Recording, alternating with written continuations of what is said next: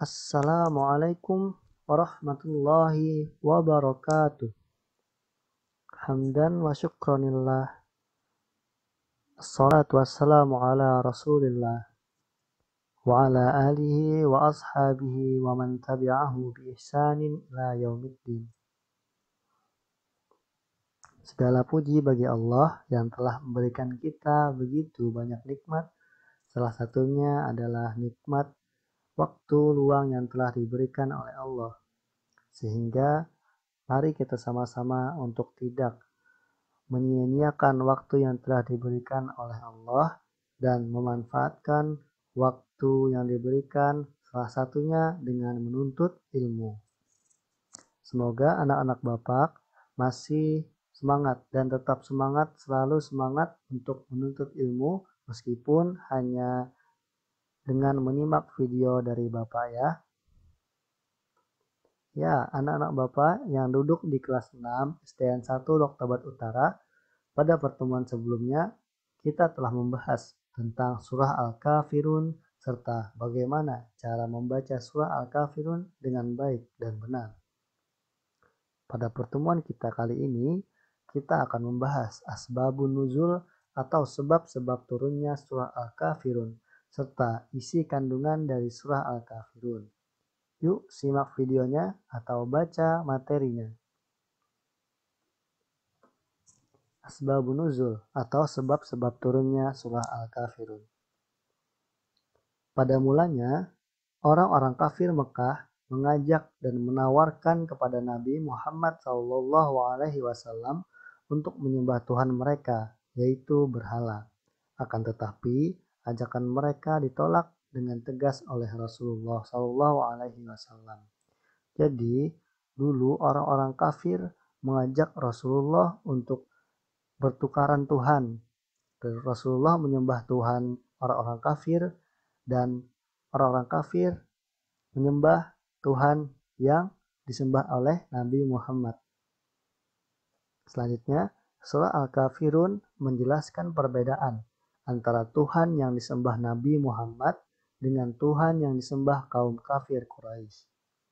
Tuhan Nabi Muhammad sejak awal sampai masa yang tidak terbatas tidak pernah berubah. Sedang Tuhan kaum Quraisy selalu berubah. Kadang mereka menyembah batu, pohon kurma, atau benda-benda yang lain. Selanjutnya, Al-Baidawi menyebutkan bahwa surah Al-Kafirun turun karena orang Quraisy datang kepada Rasulullah dan berkata, "Kamu menyembah Tuhan kami, dan kami menyembah Tuhanmu. Kami mengikuti agamamu 1 tahun, dan kamu mengikuti agama kami 1 tahun, dan kami menyertaimu dalam segala urusan." Nah, jadi seperti yang sudah Bapak jelaskan tadi, orang kafir Quraisy itu meminta atau mengatakan kepada Rasulullah untuk bertukaran agama atau bertukaran bergantian untuk menyembah Tuhan. Jadi Rasulullah menyembah Tuhan kafir Quraisy 1 tahun, dan kaum kafir Quraisy akan menyembah Tuhan Nabi Muhammad 1 tahun. Namun, seperti sudah Bapak jelaskan tadi, Rasulullah dengan tegas menolak untuk menyembah Tuhan mereka.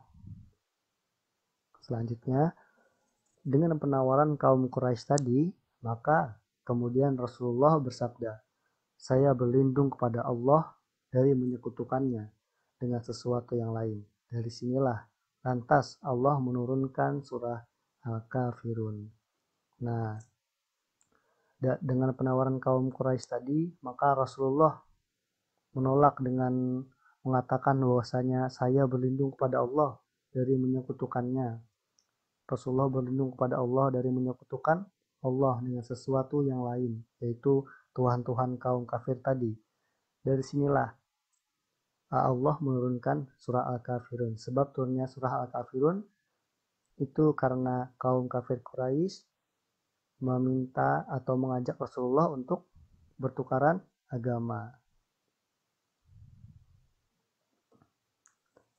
Selanjutnya kita bahas tentang isi kandungan surah Al-Kafirun.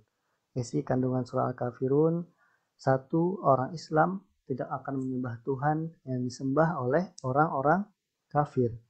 Yang kedua, orang-orang kafir juga tidak akan menyembah Tuhan yang disembah oleh orang-orang Islam. Yang ketiga, Nabi Muhammad SAW beserta seluruh pengikutnya beribadah menurut agama Islam, sedangkan orang-orang kafir beribadah menurut agamanya sendiri. Keempat, Islam mengajarkan toleransi, yaitu saling menghormati antar sesama dan antar umat beragama lain. Ini adalah isi kandungan surah Al-Kafirun. Ada 4.